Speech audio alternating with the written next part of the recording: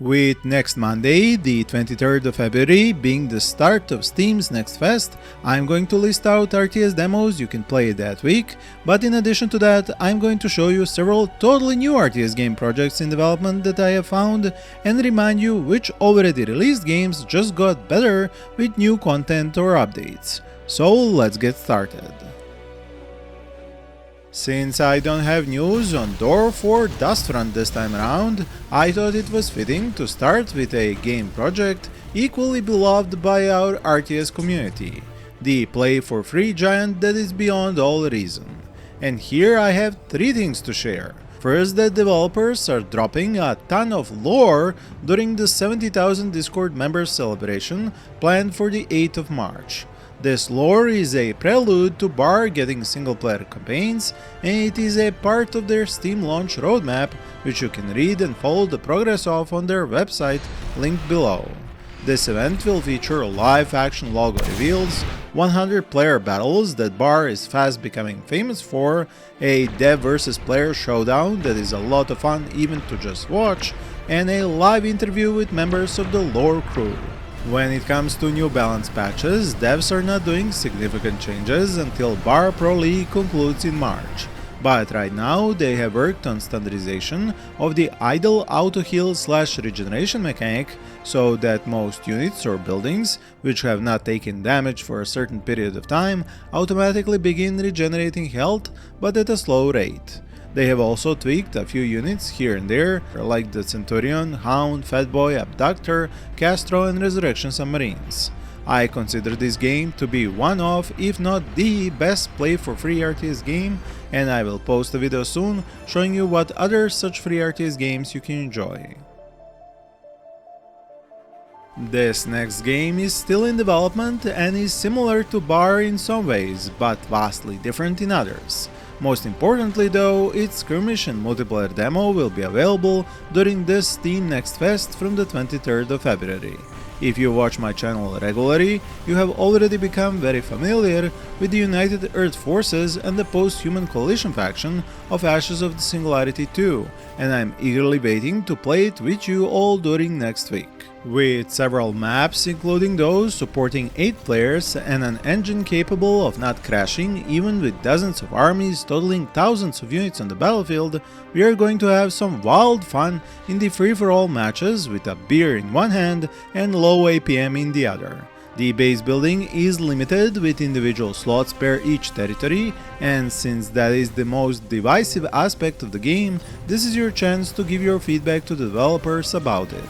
You can learn more about the PHC faction and the upcoming demo from my video linked up here and down in the description.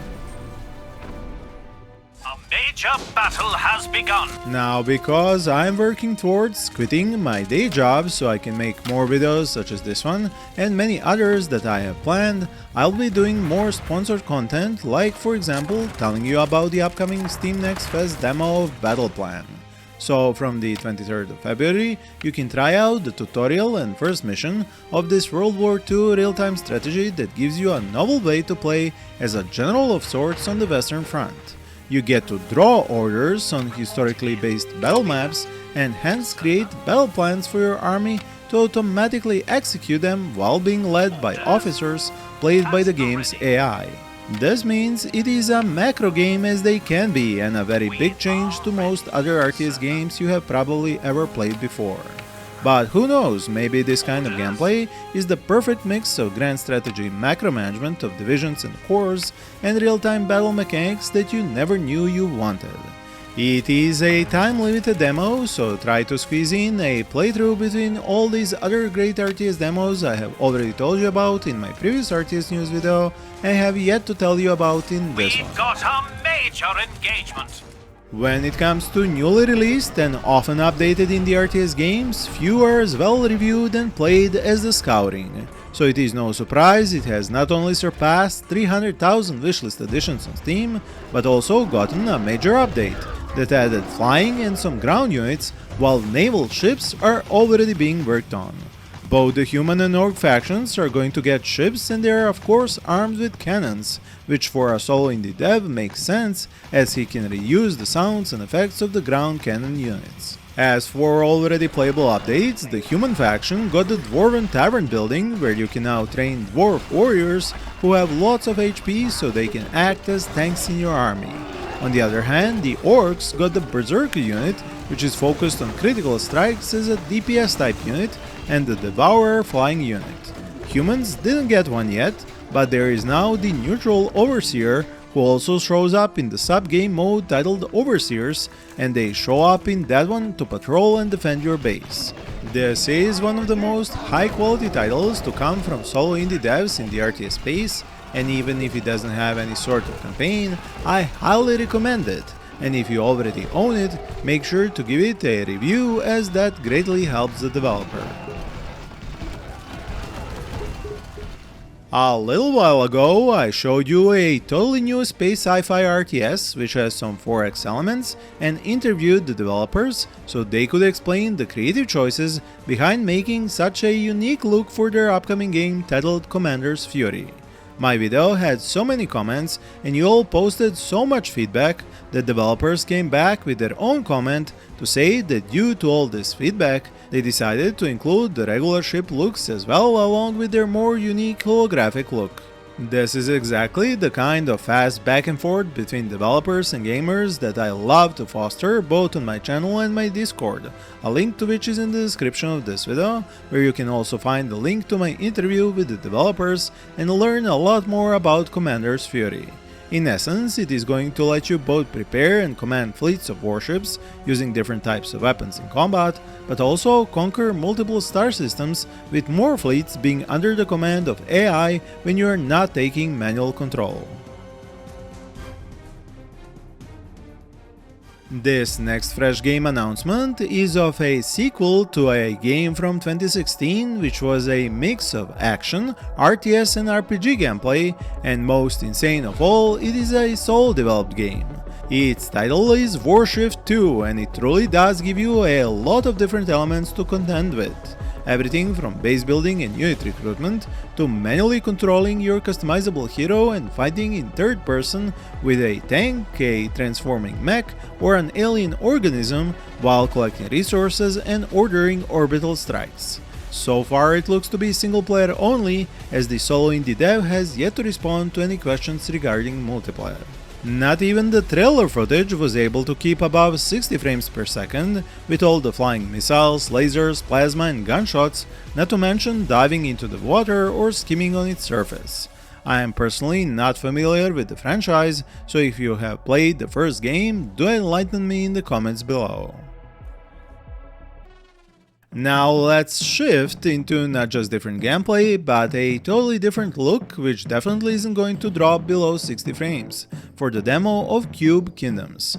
This medieval fantasy builder has one of the most logical gameplay ideas I have often hoped to see in similar games, because your domain is separated into your resource generating village, which can't be destroyed, the castle, which is your seat of power and can be sacked by enemies, and the so-called overworld, which is basically a map to use for trade and see who your neighbors are in order to loot them with your own armies in turn. The demo is up now on Steam, but do note it has its own separate page which I have linked in the description.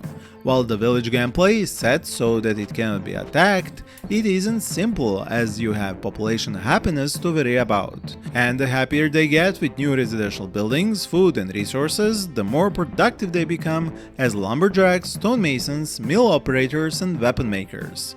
I hope the simple graphics won't discourage you from trying out Cube Kingdoms demo. I know I sound like a broken record by now with how many times I say solo indie dev, but there is yet another such game and you can play its updated demo during Steam's next fest.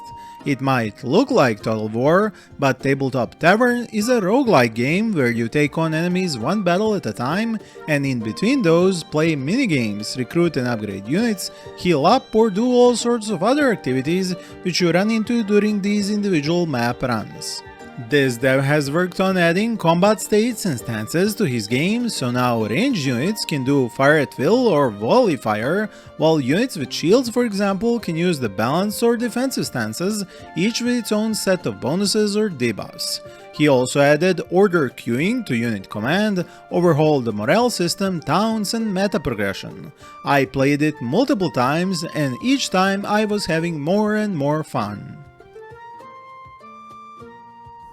You might remember I have already told you about the demo of Here Comes the Swarm in my previous RTS news video, but these developers have also announced the early access release date to be the 5th of March. So not only can you try its demo during the Steam Next Fest from the 23rd of February, but you can consider it a warm-up session for this release. Here Comes the Swarm is based on gameplay where you have to build up and defend your settlement from not just enemies being spawned by various monster nests across the map, but also swarms which come off map in large and ever more dangerous waves. To do this, you have to employ both melee and ranged units, which you don't just upgrade during each run, but between runs by using essences assigned to your constellation of the chosen deity. There you find unlocks and upgrades for more than just your soldiers, and I will give you a much more in-depth gameplay breakdown and a guide in a dedicated video soon. For now, wishlist the game and test out its demo once it goes live. Another new indie release, and this one even closer, on the 26th of February to be exact, is yet another lone indie devs project titled Hired Stars. The idea behind its gameplay is that you can customize each new universe to play in according to your own ideas and points earned from previous playthroughs, boosting the game's replayability value. In a similar way, you customize the ships which are part of your fleet and can even install weapons scavenged or stolen from enemies. The real-time combat has some unexpected elements, like the planning phase to choose where your ships come into the fray, then the limited ammunition for weapons, the shock mechanic of stunning enemy ships with an opening salvo, as well as the distress call mechanic which allows new ships to jump into the battle and make things much harder for you. Commander, we are getting some company. The strategic map in Hired Stars serves as your grand scale overview, but also as the sandbox in which to get contracts, manage your ship's individual captains, and their leveled up skills. The solo indie dev has left the door wide open for modders to take over after release, so if this tickles your space pirate fancy, check out its Steam store page and wishlist it if it's not released yet by the time you watch my video. Since the latest DLC for Age of Empires II Definitive Edition came out just recently, I should probably mention that it isn't getting glowing reviews. Players are finding the last chieftains to not have very impressive single-player campaign missions, and that some units seem to be very unbalanced. This is exactly what I was afraid of with so much content being pumped out across various Age of Empires and Age of Mythology games, especially with ever-increasing price tags for less and less content.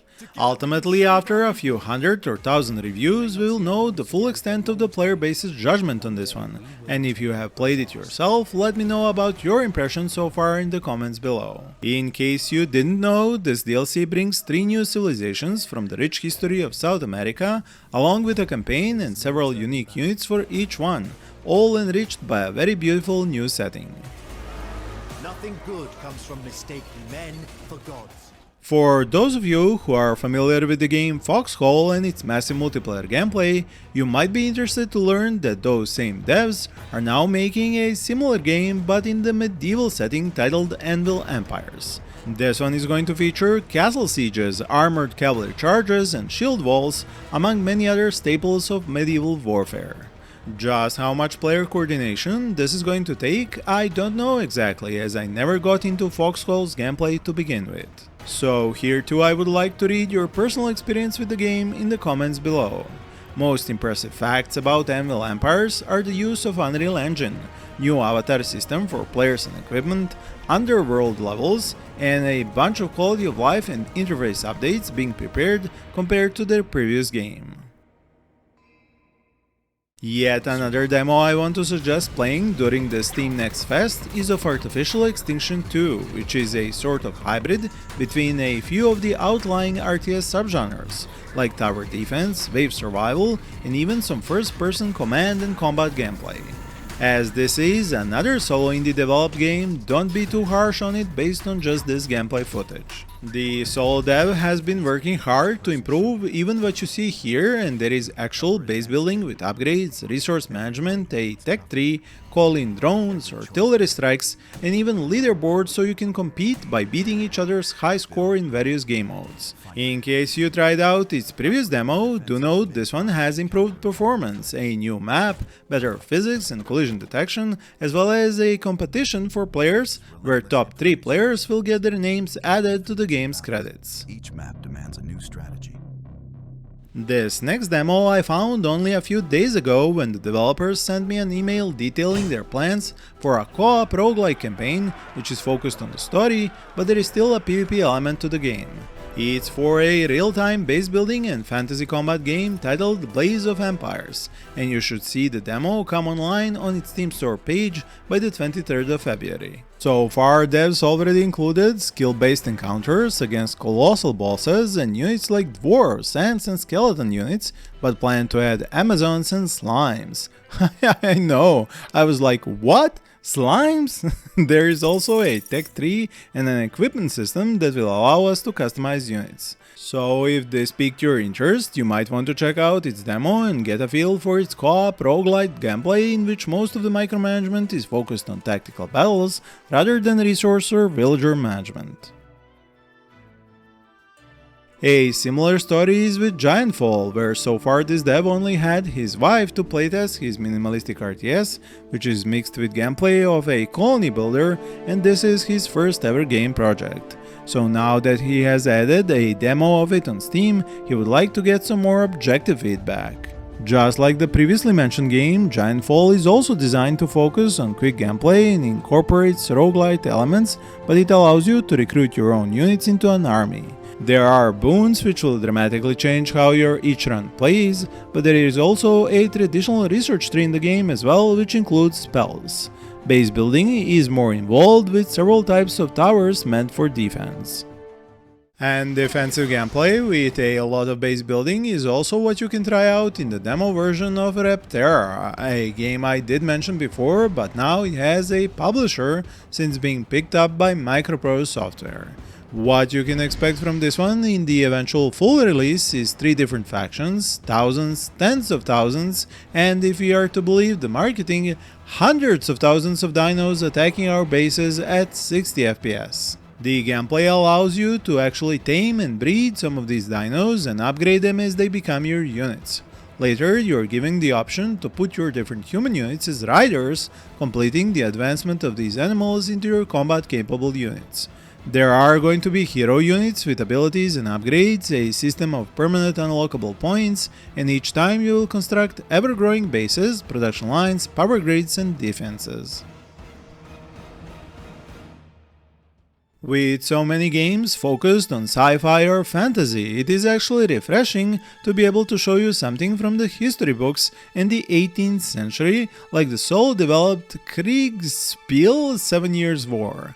And the best part, it will also have a demo during the Steam Next Fest, so you can try out its skirmish mode and tactical battles. Similarly to another game I recently showcased on my channel, here too you have couriers carrying your orders from the general to your units, increasing the simulation complexity, and these couriers can even be intercepted, meaning your units go on without orders. This is still a war game in an alpha state, so be kind to the dev, wishlist his game to support his work, and give him feedback if you play the demo. This next game is not only playable as it was released on Steam recently, but it is also a remaster of a game some of you might know by the title Maelstrom: The Battle for Earth Begins. This enhanced version features support for up to 4K resolutions, as well as for multi-threaded processors, an improved game balance and a bunch of other small additions. What drew in players of the original were action-packed missions set across destructible environments, a sci-fi future in which humans fight off alien invaders, 3 factions to choose from, hero characters which can level up and gain abilities, as well as control over nature's fury and elements. It's quite cheap and devs promise to support it with more patches in the future. If you remember playing the original, please share your memories with us all in the comments. Now, some of you might have forgotten the large-scale warfare gem with a novel way to command armies that is Line War, but I haven't, and I'm happy to report that the game was updated with the save game option. It's not working perfectly yet, but it is a major feature for a game that wasn't originally designed to have it. Basically, the same problem that Broken Arrow developers have. In addition to that, there were engine upgrades and you can now rewind replays both forward and backward to your heart's content. While this game does have an AI to play against, its greatest mode is actually multiplayer, and it has one of the most unique systems of territory picking, which when combined with how you don't directly control units but direct them, makes this a truly special RTS game. Starship Troopers Terran Command is another game that came out a while back, and after the amazing Territory Mode content update, it is soon going to receive a brand new DLC titled The Eradicator's Battle Group. This entire DLC is based on that new Territory Mode, but adds new weapons like chemical, nuclear and radiation to the Marines' arsenal. There are also new bugs and human units to play with in a new environment. The most surprising part of it is that you get to have your own hordes of bugs as a top-secret biological technology researched by the best minds at Terran Command. There is no storyline in this new DLC, but there is plenty already in the game and we can hope for more in the future. Last update for this video, but certainly not the least important, is the one about the patch for the definitive edition of Warhammer 40k Dawn of War, which brings some very important fixes and improvements. For example, melee combat was updated, so that if your units are chasing down fleeing opponents, they won't switch between melee and range but keep using melee mode and cut down more escaping enemies. A certain economy exploit was fixed, and when units are running away, they phase through each other to disengage if stuck in each other's models. In case you haven't been keeping tabs on the game for a while, you should know that 5 new maps were added, which were created by the community and are available in both skirmish and multiplayer. Most are for 1v1s, but there is one for up to 7 players titled Forsaken Channels. There are certainly more new games, updates and mods I want to show you, so stay tuned in for future videos and more RTS news. Until then, check out the cards on the screen or links in the description. Thank you for watching and happy gaming!